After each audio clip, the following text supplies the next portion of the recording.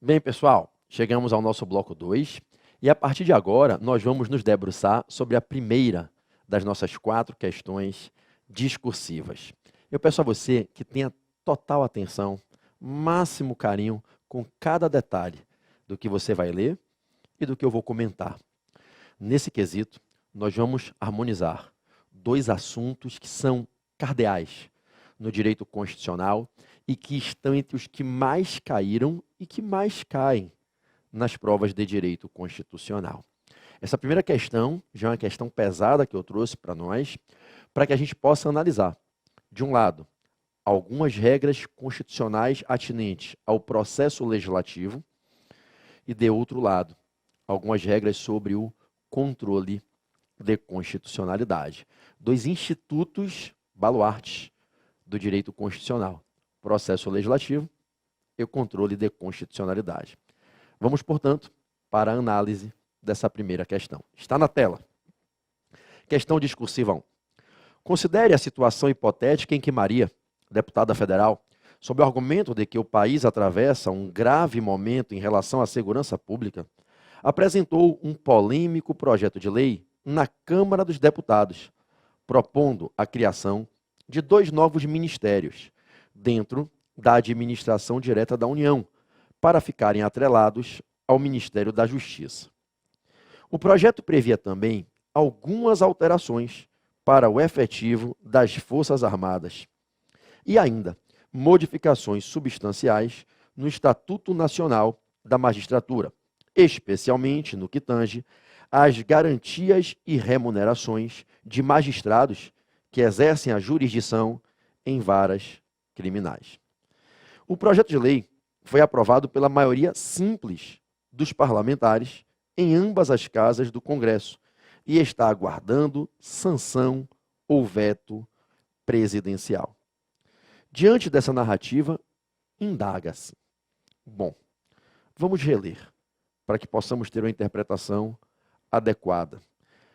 Considere a situação hipotética em que Maria, deputada federal, sob o argumento de que o país atravessa um grave momento em relação à segurança pública, apresentou um polêmico projeto de lei na Câmara dos Deputados, propondo a criação de 2 novos ministérios dentro da administração direta da União, para ficarem atrelados ao Ministério da Justiça. O projeto previa também algumas alterações para o efetivo das Forças Armadas e ainda modificações substanciais no Estatuto Nacional da Magistratura, especialmente no que tange às garantias e remunerações de magistrados que exercem a jurisdição em varas criminais. O projeto de lei foi aprovado pela maioria simples dos parlamentares em ambas as casas do Congresso e está aguardando sanção ou veto presidencial. Diante dessa narrativa, indaga-se. Bom, qual é a narrativa? O que vocês interpretaram dessa historinha que vocês acabaram de ler 2 vezes? Vejam, meus amigos, façamos aqui uma cognição adequada para que então passemos às perguntas. Eu até lhe recomendo que nas provas faça isso. Só comece a ler as perguntas depois de ter a exata noção do que é que está acontecendo na história, para que você não leia a pergunta tendo feito uma interpretação errada, distorcida da história, porque você vai ler a pergunta dentro de um foco errado e certamente você não vai responder da maneira correta. Então tenha a clara convicção de que você entendeu o que aconteceu. O que aconteceu? Uma deputada, possivelmente preocupada com a questão que é atual no Brasil, a crise da segurança pública nos estados brasileiros, apresentou um projeto de lei na Câmara dos Deputados, propondo basicamente 3 inovações. De um lado, a criação de 2 novos ministérios dentro da administração direta da União para ficarem ali atrelados ao Ministério da Justiça. A segunda inovação pretendida foi a alteração no efetivo das Forças Armadas. E ainda a terceira modificação é a alteração de normas do Estatuto Nacional da Magistratura, especialmente no que tange a garantias e remunerações de magistrados que atuam no campo da jurisdição penal, atuando em varas criminais. Esse projeto que a deputada apresentou na Câmara foi aprovado pela maioria simples. Foi encaminhado ao Senado como casa revisora, que também o aprovou pela maioria simples. E foi encaminhado o projeto de lei já aprovado bicameralmente para o presidente da República, para que tenha então ali a sua missão a ser cumprida de sancionar ou vetar haverá o prazo de 15 dias para poder fazer o veto tem que ser sempre expresso, e se passarem esses 15 dias, forem, né, vencidos os 15 dias, ele não fizer uma sanção expressa ou exercer o direito de veto expressamente, ocorre a sanção tácita e o projeto de lei é sancionado, né? A lei vai ser promulgada e encaminhada para publicação no Diário Oficial. Então, qual é a história? Joga essa imagem cheia para mim agora para eu poder voltar para a tela com as perguntas. Qual é a história? Uma deputada apresentou um projeto de lei que foi aprovado nas duas casas, mas ainda não foi sancionado.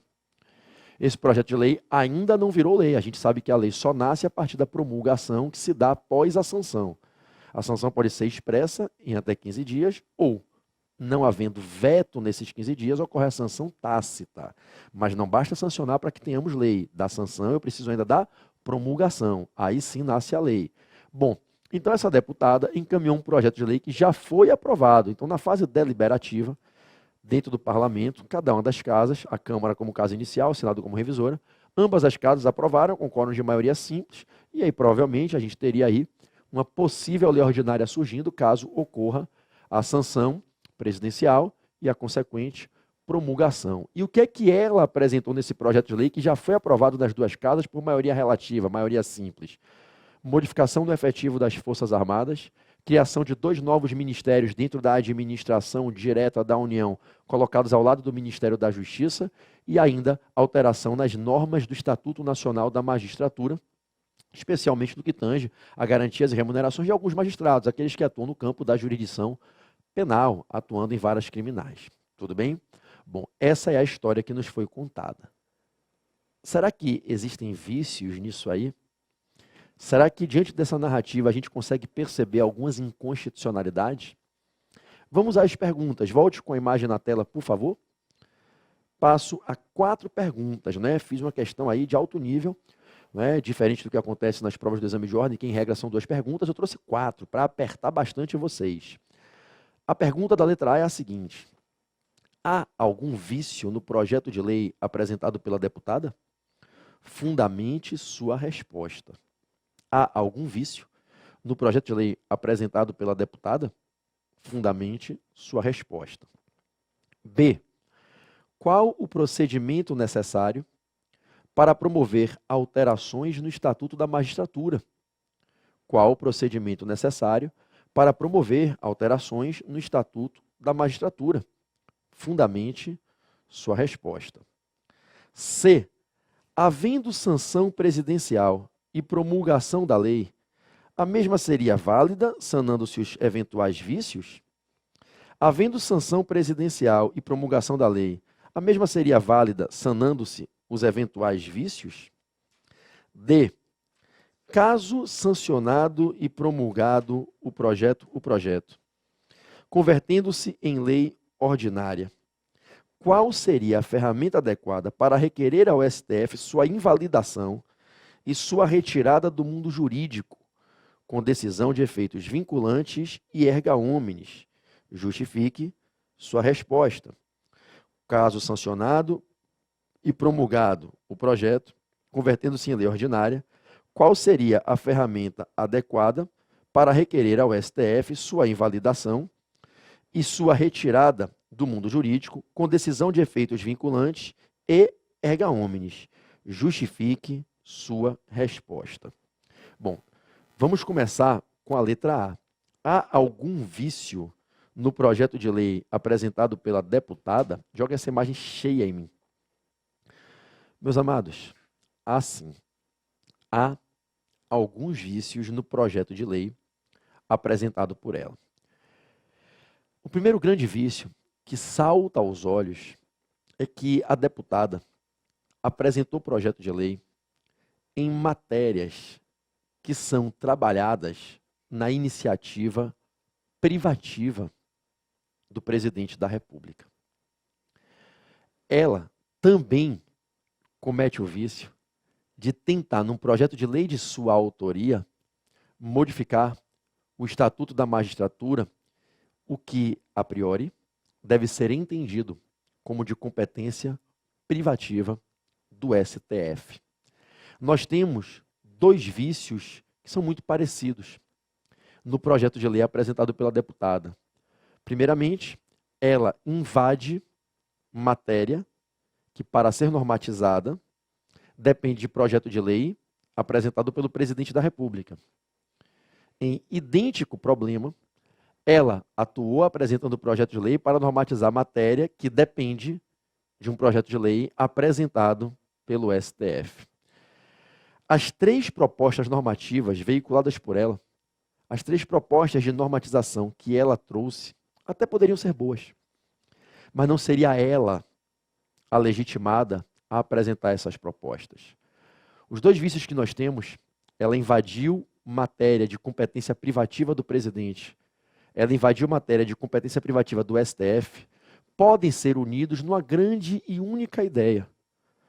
Houve, no caso apresentado, violação a regras constitucionais de iniciativa privativa de determinada autoridade, determinado órgão, para a apresentação de projeto de lei. A deputada, não obstante possa ter tido a melhor das intenções, ela invadiu a iniciativa privativa fixada pelo Constituinte para apresentar projetos de lei. Iniciativa privativa que o Constituinte determinou, ora para o STF, ora para o presidente da República. Então, o projeto de lei está viciado, sim. O vício, se a gente puder aqui falar de uma única forma, o vício pode ser trabalhado como um vício de inconstitucionalidade formal. O vício consiste na inconstitucionalidade formal pela ausência de legitimidade dela para apresentar projeto de lei nas matérias veiculadas, já que violou regras constitucionais que estabelecem a iniciativa privativa, ora para o STF, ora para o presidente da República.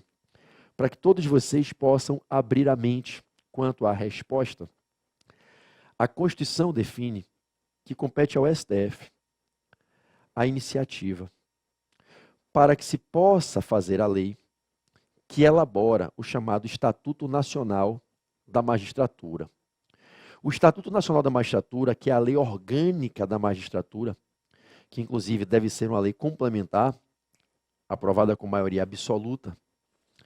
O Estatuto Nacional da Magistratura, ele deve ser o resultado da aprovação de um projeto de lei encaminhado pelo STF. O artigo 93 da Constituição ensina, nos seus incisos, um catálogo de normas, regras, que controlam, que regulamentam constitucionalmente a atividade da magistratura. E diz o próprio Constituinte, no mencionado artigo 93, que a magistratura se submete a essas normas dos incisos e a outras que sejam fixadas num grande estatuto nacional, na lei orgânica, que deve ser uma lei complementar de iniciativa do STF. Essa lei complementar, que é a lei orgânica da magistratura brasileira, é a lei complementar 35, de 1979. A LC 35/79, ela foi o resultado de uma aprovação no Congresso Nacional com maioria absoluta de um projeto de lei de iniciativa do Supremo. Ora, o entendimento, acachapantemente prevalecente na doutrina, é de que somente através de lei complementar se pode modificar aquilo que se exigiu lei complementar para elaborar. Nessa toada, somente por lei complementar de iniciativa do STF, oriunda de um projeto de lei apresentado pelo STF, se poderiam promover modificações nesse estatuto. Então, não obstante o artigo 93 fale que compete ao STF a iniciativa para a lei que vai organizar o estatuto, como já aconteceu, também compete ao STF a iniciativa privativa o projeto de lei para modificar o estatuto.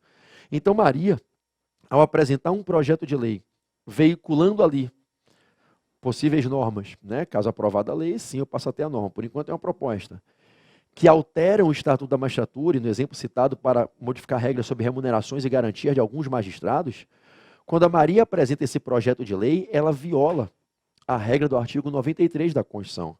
Ela atuou apresentando o projeto de lei, disparando o gatilho para se iniciar um processo legislativo, ela impulsionou a fase deliberativa, atuando ali na fase de propositura, de iniciativa, numa matéria para a qual a Constituição estabeleceu que somente o Supremo poderia fazer a apresentação de projeto de lei. Houve violação à regra constitucional de iniciativa privativa. Maria atuou em competência que ela não possui, em legitimidade que ela não tinha. O mesmo vício ocorre em relação às outras duas matérias. modificando-se apenas de quem é a titularidade em privativa, né, legitimação feita pelo Constituinte para veicular projeto de lei nas outras duas matérias, que no caso vai ser do presidente da República.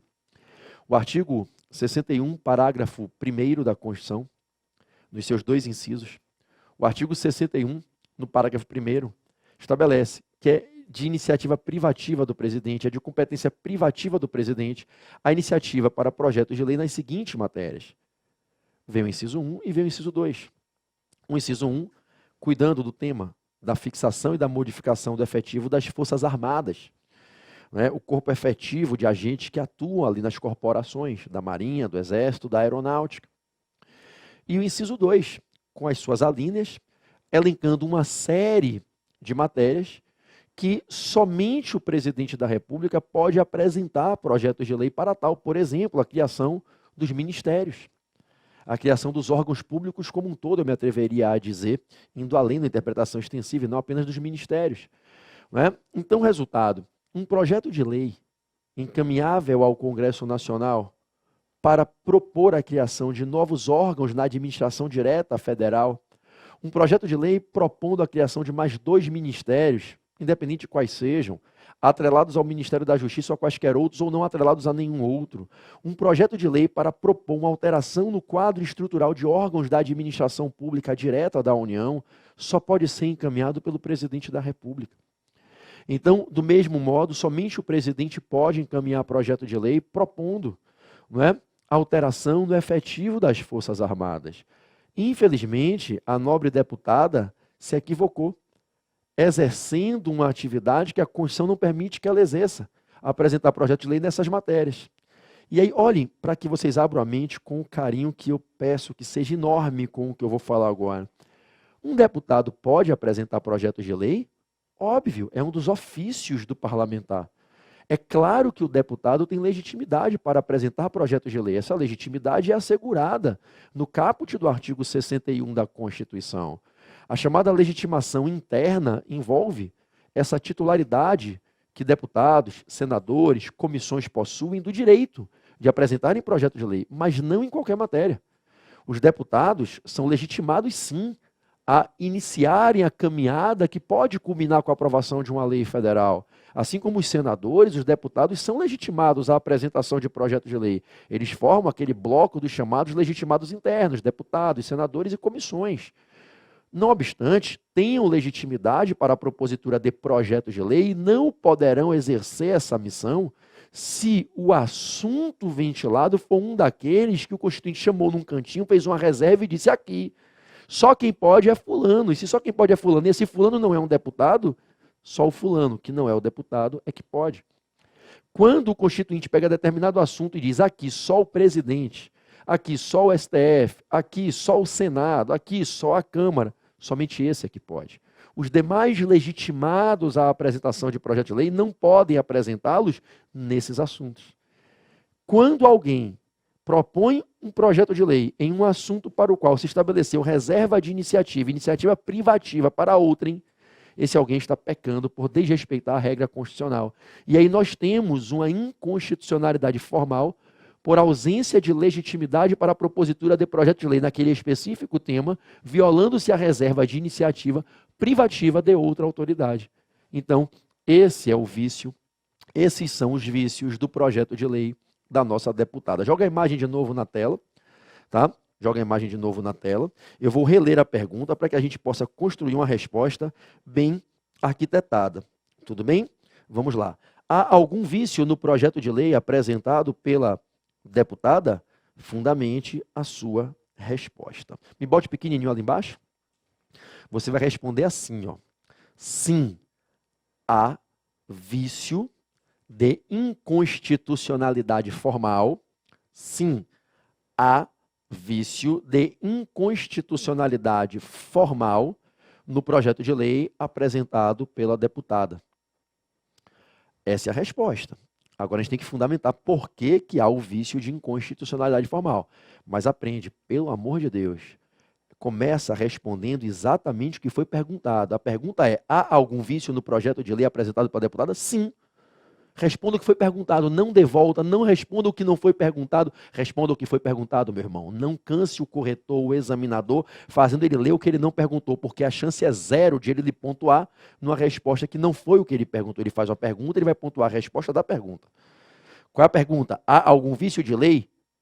Há algum vício no projeto de lei apresentado pela deputada? Sim, há vício de inconstitucionalidade formal. Agora nós vamos fundamentar. Por que há o vício? Ponto. O fundamento consiste no fato de a deputada ter apresentado projetos de lei. O fundamento consiste no fato de a deputada ter apresentado projetos de lei pretendendo normatizar matérias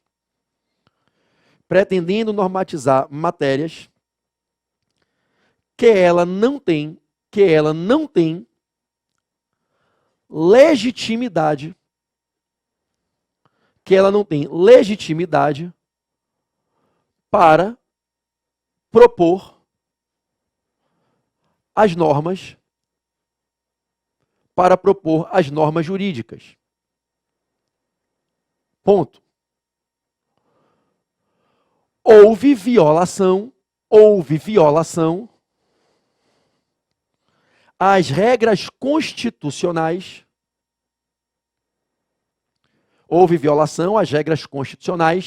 De iniciativa privativa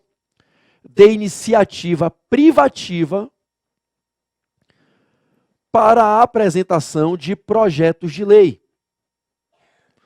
Houve violação às regras constitucionais de iniciativa privativa para a apresentação de projetos de lei. Ponto. Nos termos do artigo 93 da Constituição,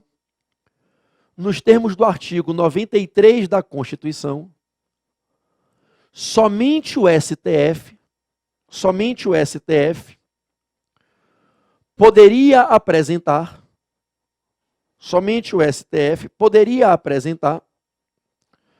projetos de lei para disciplinar a lei orgânica da magistratura. Somente o STF poderia apresentar projetos de lei para disciplinar a lei orgânica da magistratura. Parênteses. LC 35/79. LC 35/79. A lei complementar 35 de 79. Feche parênteses. Ponto. Nos termos do artigo 61, parágrafo 1º, nos termos do artigo 61, parágrafo 1º, inciso 1 e inciso 2, a linha E, nos termos do artigo 61, parágrafo 1º, inciso 1 e inciso 2, a linha E, somente o presidente da República pode apresentar projetos de lei. Somente o presidente da República pode apresentar projetos de lei propondo modificações no efetivo das Forças Armadas,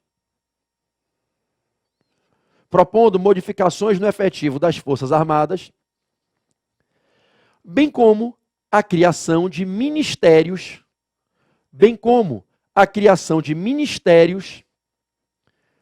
dentro da administração direta da União.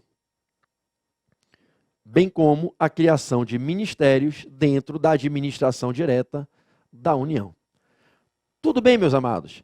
Essa é a resposta da primeira questão, a letra A. Joga essa imagem cheia para mim. Percebam que a gente respondeu a vício, dissemos qual é o vício, inconstitucionalidade formal, fundamentamos.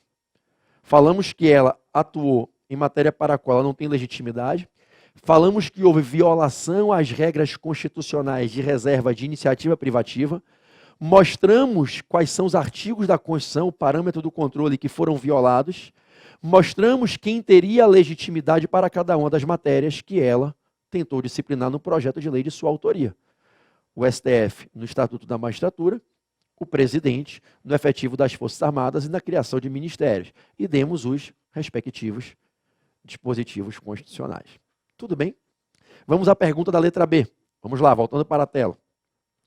Qual o procedimento necessário para promover alterações no Estatuto da Magistratura? Fundamente sua resposta.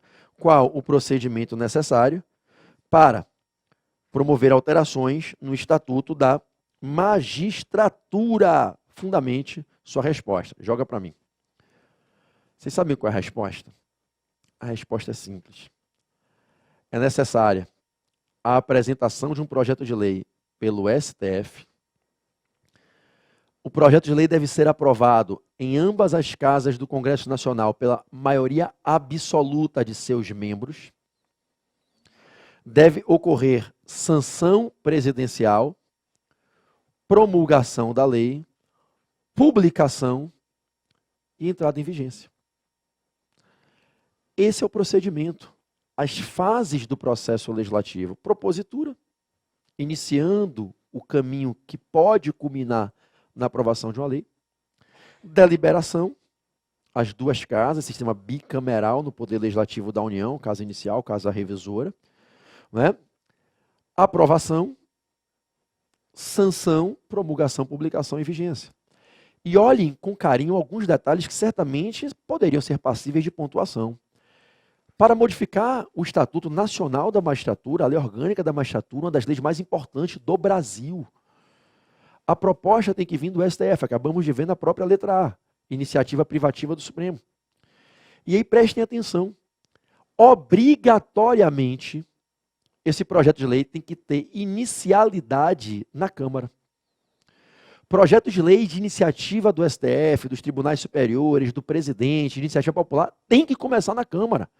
Então, se é um projeto de lei de iniciativa do STF, eu tenho reserva de inicialidade, de início, de começo. Se a matéria é reservada à lei complementar, eu preciso, não tem para onde correr, eu preciso da aprovação pela maioria absoluta dos deputados, 257 dos 513, no mínimo 257, e pela maioria absoluta dos 81 senadores. E a maioria absoluta são, no mínimo, 41 senadores. Aprovando-se o projeto de lei nas duas casas, Câmara dos Deputados como casa inicial, obrigatoriamente, reserva de início, de inicialidade. Senado como casa revisora, é necessária a sanção presidencial, expressa ou tácita, após 15 dias de silêncio, não ocorrendo veto. Promulgação da lei, entrada em vigência, para que ela, promulgação, publicação, entrada em vigência, para que então eu possa falar que houve uma nova norma, houve uma inovação normativa no Estatuto da Magistratura. Vocês entendem? Então, qual é o procedimento? Propositura do projeto de lei pelo Supremo Tribunal Federal. Reserva de iniciativa do STF. Deliberação em ambas as casas, iniciando-se pela Câmara. Esse é o procedimento. Reserva de inicialidade na Câmara dos Deputados. Aprovação em ambas as casas pelo quórum de maioria absoluta, já que a matéria é reservada à lei complementar, nos termos do artigo 93 da Constituição. A aprovação tem que ser por maioria absoluta, conforme artigo 69 da Constituição. O artigo 69 ensina que as leis complementares precisam ter a aprovação do projeto de lei em ambas as casas pela maioria absoluta dos parlamentares que integram o corpo de parlamentares de cada casa. Sanção presidencial, num prazo ali de 15 dias pode ser expressa, do primeiro até o último, e passados os 15 dias não havendo sanção expressa, sanção tácita, promulgação, vigência da lei. Tudo bem? Volta com a pergunta na tela para mim. Então, a pergunta foi: qual o procedimento necessário para promover alterações no Estatuto da Magistratura? Me bota pequenininho na tela. Vamos lá. Eu vou ditar para vocês uma resposta fazendo referência aos artigos importantes que eu acredito que poderiam ser alvo de pontuação na sua prova. Vamos lá? Deve ser apresentado um projeto de lei pelo STF ao Congresso Nacional. Deve ser apresentado um projeto de lei pelo STF ao Congresso Nacional. Parênteses. deve ser apresentado um projeto de lei pelo STF ao Congresso Nacional, parênteses, o artigo 93 da Constituição estabelece iniciativa privativa do Supremo. O artigo 93 da Constituição estabelece iniciativa privativa do Supremo Tribunal Federal, né, para ficar mais completa a resposta. O artigo 93 da Constituição estabelece iniciativa privativa do Supremo Tribunal Federal para projetos de lei desse teor. Para projetos de lei desse teor. Fecho parênteses. Ponto. Ponto fora do parênteses. Ponto. O projeto de lei deve tramitar inicialmente na Câmara dos Deputados. O projeto de lei deve tramitar inicialmente na Câmara dos Deputados. E, se aprovado, deve ser encaminhado ao Senado. E, se aprovado, deve ser encaminhado ao Senado, que obrigatoriamente atuará como casa revisora.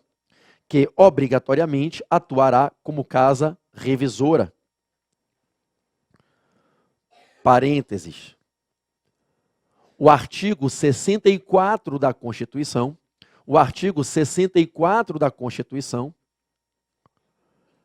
estabelece reserva de inicialidade. O artigo 64 da Constituição estabelece reserva de inicialidade para a Câmara dos Deputados nos projetos de lei de iniciativa do STF.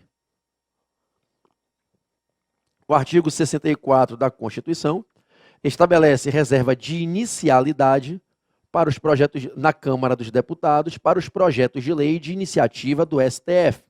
Fecho parênteses. Ponto. Ponto. O projeto de lei precisa ser aprovado pela maioria absoluta. O projeto de lei precisa ser aprovado pela maioria absoluta dos deputados e senadores. Já que se trata de matéria reservada à lei complementar.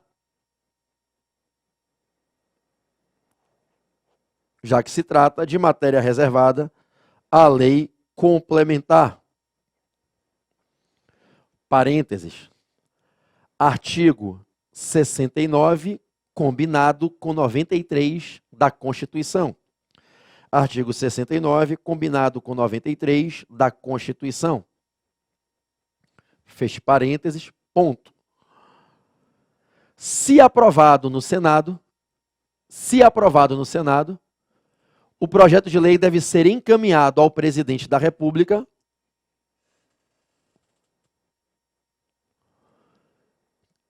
para que sancione ou vete,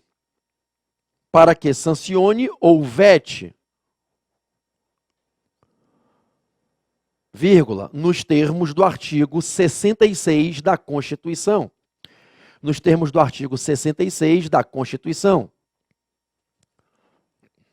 Ponto e vírgula.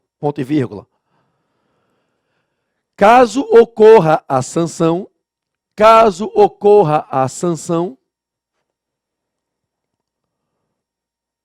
parênteses, expressa ou tácita após 15 dias,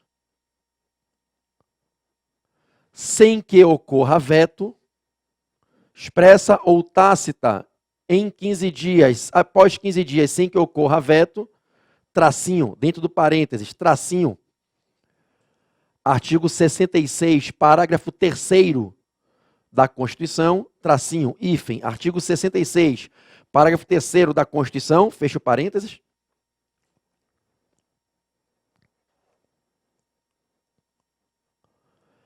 E promulgação, né? Caso ocorra a sanção, botou parênteses, fechou parênteses, e promulgação, caso ocorra a sanção e promulgação, nascerá a lei. Nascerá a lei,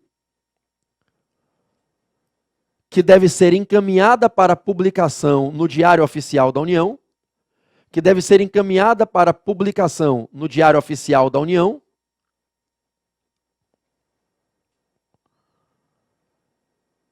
e que estará apta,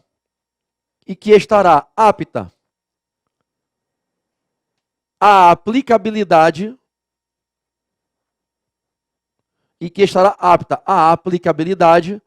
após o início da sua vigência. Após o início da sua vigência. Ponto final, meus amigos. Esse é o procedimento necessário para alterações no Estatuto da Magistratura. Aproveitei para aqui fazer uma lembrança a vocês das etapas do processo legislativo, para vocês revisarem esses assuntos importantíssimos que a todo momento são perguntados em prova. Reserva de iniciativa, reserva de inicialidade, sanção, veto, quórum de lei complementar, etc. Tudo bem? Vamos à letra C. Está aqui acima, letra C. Havendo sanção presidencial e promulgação da lei, a mesma seria válida, sanando-se os eventuais vícios? Havendo sanção presidencial e promulgação da lei, a mesma seria válida, sanando-se os eventuais vícios? Não, moçada. Não teria como sanar esses vícios, não. Havendo sanção presidencial e promulgação da lei, a mesma seria válida, sanando os eventuais vícios? Bom, joga a imagem cheia para mim, eu vou responder. Não. A lei não seria válida e não estariam sanadas as inconstitucionalidades em razão da sanção presidencial. A resposta é não. A lei não seria válida e não estariam sanadas as inconstitucionalidades em razão da sanção presidencial. Vamos fundamentar? O fundamento está na jurisprudência pacífica do STF. O fundamento está na jurisprudência pacífica do STF, que sempre entendeu que a sanção é um ato político. Que a sanção é um ato político. Parênteses. E não obrigatório, porque o presidente pode vetar. E não obrigatório. Feche parênteses.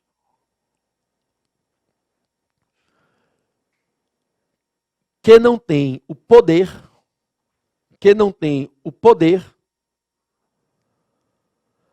de suprir o vício de desrespeito a uma regra constitucional de reserva de iniciativa privativa,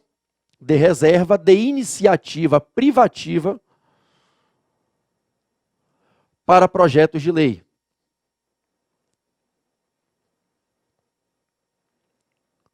Ponto. Esse perfil de inconstitucionalidade formal,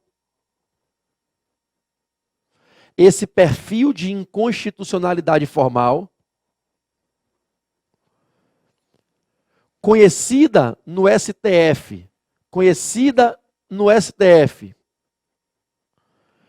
como, aspas, vício radical, que é o nome que muitos ministros usaram em algumas ações de controle de constitucionalidade.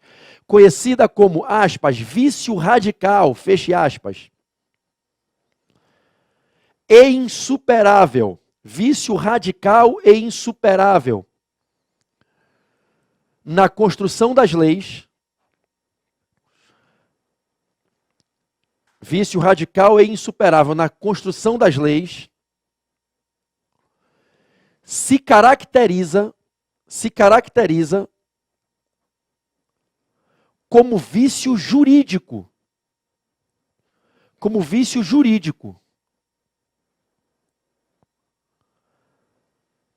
Não sendo possível sua correção por um ato político.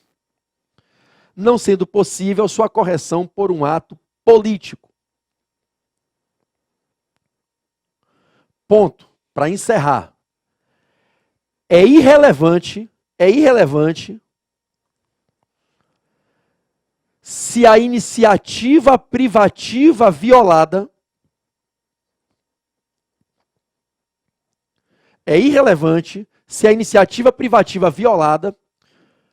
era do próprio presidente,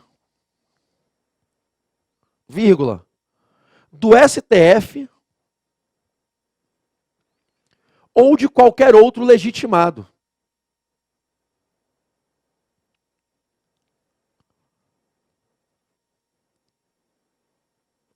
Ponto e vírgula.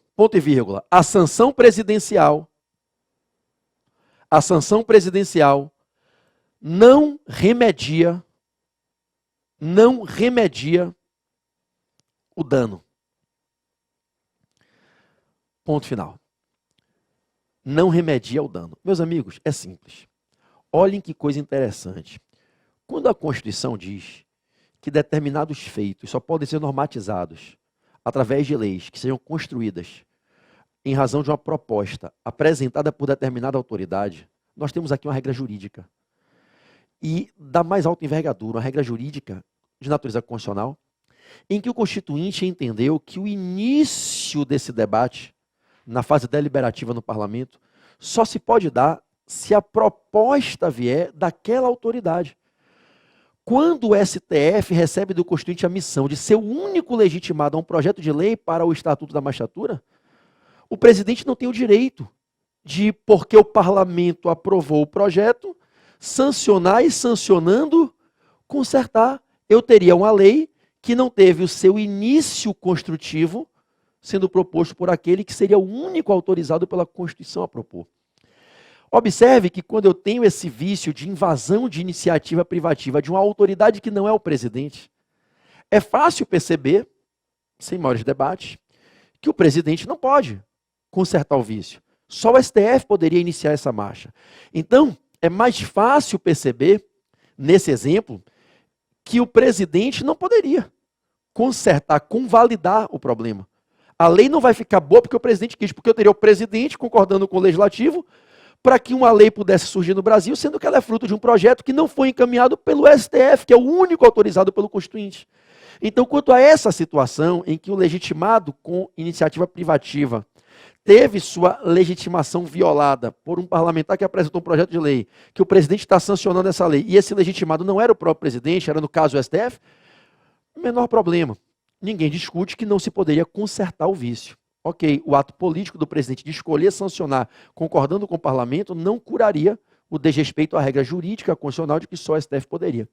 A discussão foi mais aguda, e aí alguns colegas na doutrina chegaram a se seduzir pela ideia da sanatória, da convalidação, quando se trata de violação à iniciativa privativa do presidente, que é o que acontece no artigo 61, parágrafo 1º, incisos 1 e 2. E aconteceu aqui quando a deputada Maria apresentou o projeto de lei em matéria de iniciativa privativa do presidente. Aí se chegou a discutir o seguinte: tudo bem, tinha que ser do presidente, não foi ele, foi uma deputada, mas o Congresso aprovou. O presidente agora está diante de uma violação à competência que era dele. Pode ser que ele diga, eu faria o projeto da mesma maneira. Poderia ele sanar o vício ao dar a sanção?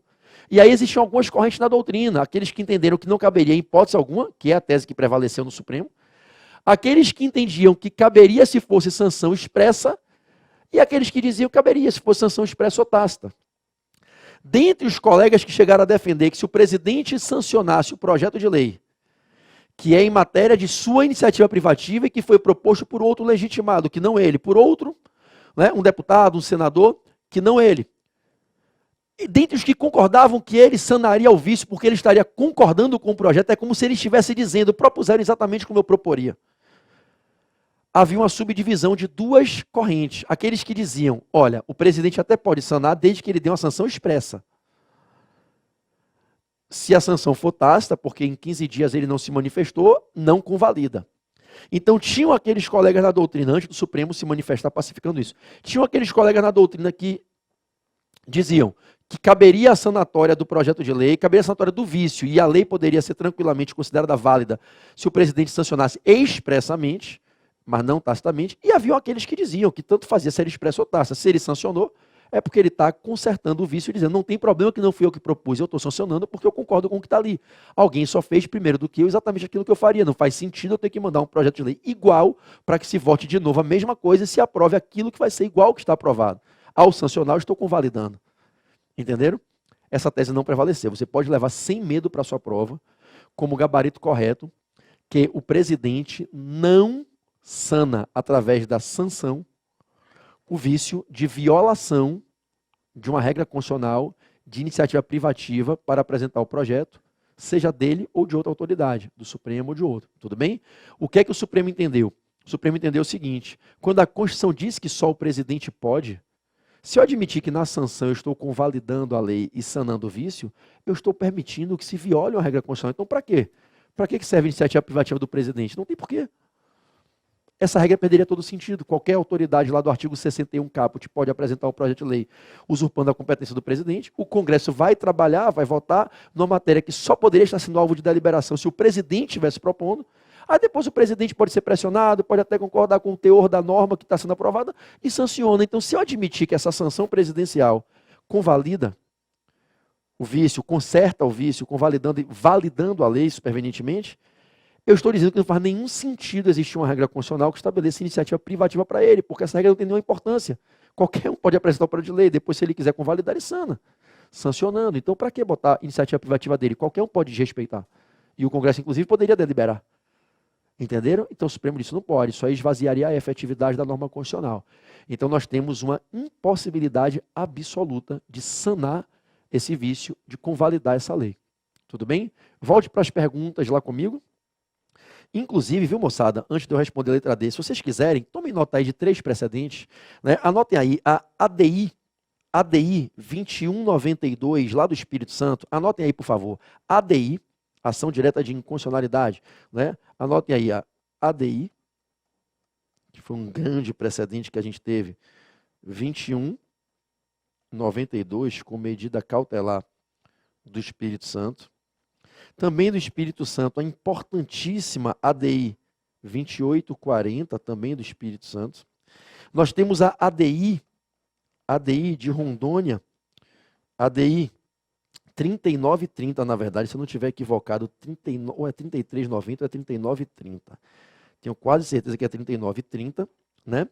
Tivemos duas ADIs que são, inclusive, apontadas lá no site do Supremo como precedentes, né? 2687 e 2113. Estou lhe dando 5 precedentes no âmbito do controle abstrato de constitucionalidade em que o Supremo declarou a inconstitucionalidade de diversas dessas leis. E posso lhe dizer mais, joga essa imagem para mim rapidinho. Posso lhe dizer mais. Inclusive, nós temos precedente no controle difuso no Supremo, recurso extraordinário que foi até lá em cima, né, o questionando, em leis municipais. Esse histórico aqui vale igualmente, né, princípio da simetria, no âmbito estadual e municipal. Quando eu tenho iniciativa privativa de governador, de prefeito, se deputado, se vereador encaminharem projeto de lei, a Assembleia Legislativa, a Câmara de Vereadores aprovarem e governador, prefeito sancionarem, não sana o vício da violação à reserva de iniciativa privativa do chefe do executivo. Até porque entendo uma coisa simples, não necessariamente é o mesmo ser humano. O prefeito que está no mandato atual pode apresentar o projeto de lei e daqui a 3, 4 anos ele ser aprovado e aí vier para um outro prefeito sancionar. Não são as mesmas pessoas necessariamente, seriam o mesmo cargo, mas não a mesma pessoa. Para você não pensar, pô, o cara é maluco, né? Então, não necessariamente, tá? Eu teria falando das mesmas pessoas. E se eu tinha, por exemplo, hoje, o prefeito de hoje com legitimação para apresentar o projeto de lei, não apresentou e teve competência privativa violada, porque um vereador foi lá e apresentou. Aí ele fica pau da vida. Aí amanhã vem o outro prefeito eleito, numa sucessão ou não, da oposição, e sanciona. Não sana, só aquele prefeito daquela época poderia ter apresentado aquele projeto de lei, e não aquele vereador que apresentou naquele tempo. Então essas regras valem não só na esfera federal, tá? Se lhe perguntarem isso em prova, valem na esfera estadual e municipal também. A sanção do prefeito, do governador, do presidente, de um projeto de lei que foi proposto em matéria que era de iniciativa privativa deles, e que não foram eles os autores do projeto de lei, não foi um prefeito, o autor, um governador, um presidente, não foi o chefe do executivo que propôs, a sanção não sana. A lei é inconstitucional. Lhe dei 5 ações de controle abstrato aí como precedente. Tudo bem? Vamos para a última pergunta, a letra D, para a gente fechar esse imenso primeiro bloco aqui. Letra D. Caso sancionado e promulgado o projeto convertendo-se em lei ordinária, qual seria a ferramenta adequada para requerer ao STF sua invalidação e sua retirada do mundo jurídico com decisão de efeitos vinculantes e erga omnes? Seria a DI, pô, tá aqui em cima até, né? Ação direta de inconstitucionalidade, proposta por qualquer dos legitimados do artigo 103 da Constituição, regida pelas normas especiais da Lei 9868, que disciplina a ADI, ADO e ADC.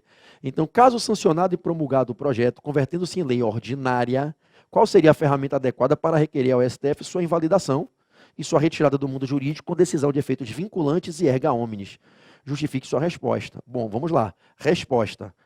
A ferramenta adequada para requerer ao STF a invalidação dessa lei, sua retirada do mundo jurídico com decisão de efeitos vinculantes erga omnes, seria a ação direta de inconstitucionalidade, que deveria ser proposta por um dos legitimados do artigo 103 da Constituição e teria seu procedimento guiado pela Lei 9868. Ok? Fundamento. Quando se tem uma lei federal construída posteriormente a norma constitucional que está sendo violada. Fundamento. Quando se tem uma lei federal construída posteriormente à norma constitucional que está sendo violada, parênteses, parâmetro do controle de constitucionalidade. Quando se tem uma lei federal construída posteriormente à norma constitucional que está sendo violada e se pretende questionar a validade dessa lei no STF, obtendo uma declaração de invalidade da lei e sua retirada do mundo jurídico, com eficácia erga omnes e vinculante, obtendo-se a sua invalidação e a sua retirada do mundo jurídico, com decisão de efeito vinculante erga omnes, parênteses, o que ocorre no controle abstrato de constitucionalidade, né? Se fosse controle difuso, não seria isso que aconteceria. Né? Teria uma decisão interparte, não retiraria a lei do mundo jurídico, afastaria do caso concreto. Parênteses, o que ocorre no controle abstrato de constitucionalidade, fecha parênteses, a ferramenta adequada é a ação direta de inconstitucionalidade. É a ação direta de inconstitucionalidade. Ponto. Não seria o caso para a ADC, não seria o caso para a letra maiúscula agora, ADC, parênteses, já que essa ferramenta almeja a declaração de validade da lei, já que essa ferramenta almeja a declaração de validade da lei, vírgula, fecha parênteses, vírgula, melhor, ponto e vírgula, né? Não seria o caso para a ADC, explicou no parênteses por quê? Porque a ADC busca a validade da lei, e aqui eu quero uma ferramenta para buscar a declaração de invalidade, né? Aí fechou o parênteses lá da ADC, ponto e vírgula. Também não seria o caso de ADO, também não seria o caso de ADO, parênteses, já que não se trata de omissão inconstitucional, já que não se trata de omissão inconstitucional, fecha parênteses, ponto e vírgula. Também não seria o caso de ADPF. Também não seria o caso de ADPF. Já que, com base no princípio da subsidiariedade, também não seria o caso de ADPF, já que, com base no princípio da subsidiariedade, essa ferramenta só é cabível se não for possível o uso das outras modalidades de ações de controle.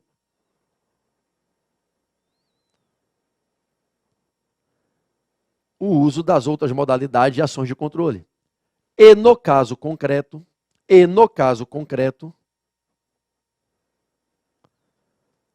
se tem uma lei federal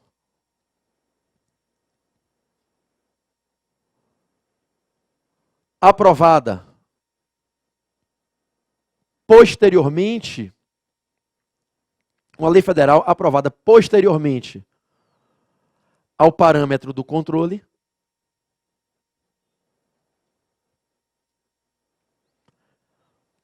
possibilitando o uso da ADI.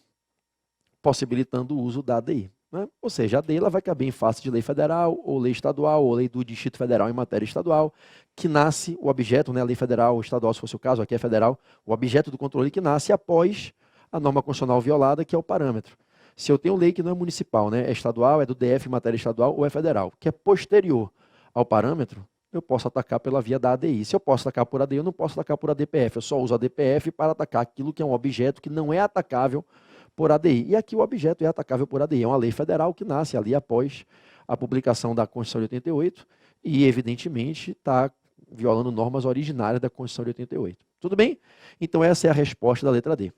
Passamos aí quase uma hora nessa primeira questão. Eu acho que deu para você reavivar bastante diversas questões importantes a respeito do processo legislativo e aqui também no finalzinho o controle abstrato de constitucionalidade, questionar a lei federal lá no Supremo para buscar decisão com eficácia erga omnes de efeito vinculante, não pode ser controle difuso, tem que ser no controle abstrato lá no Supremo, controle em tese, controle abstrato, controle concentrado no Supremo, processo objetivo, controle principal, né? E aí a ferramenta é a ação direta de inconstitucionalidade, não é a ADO porque aqui eu não tenho omissão inconstitucional, nem total nem parcial, eu tenho uma lei violando a Constituição e não a omissão de não se ter feito uma norma que regulamentaria a norma constitucional de eficácia limitada, então não é caso para a ADO, também não é para a DPF, porque se cabe a ADI não cabe a DPF, e não é para a ADC porque eu quero inconstitucionalidade e não constitucionalidade numa situação de controvérsia judicial, gerando insegurança jurídica a respeito da aplicação de lei federal. Então aqui só pode ser mesmo a ADI para provocar esse tipo de atividade, o controle concentrado no Supremo, abstrato, que gera decisões com efeitos vinculantes erga omnes, em regra ex tunc, salvo modulação de efeitos, para afastar a lei, invalidando ela e retirando ela do mundo jurídico. Tá claro? Matamos esse primeiro quesito. Vamos ao próximo bloco, para a questão de número 2.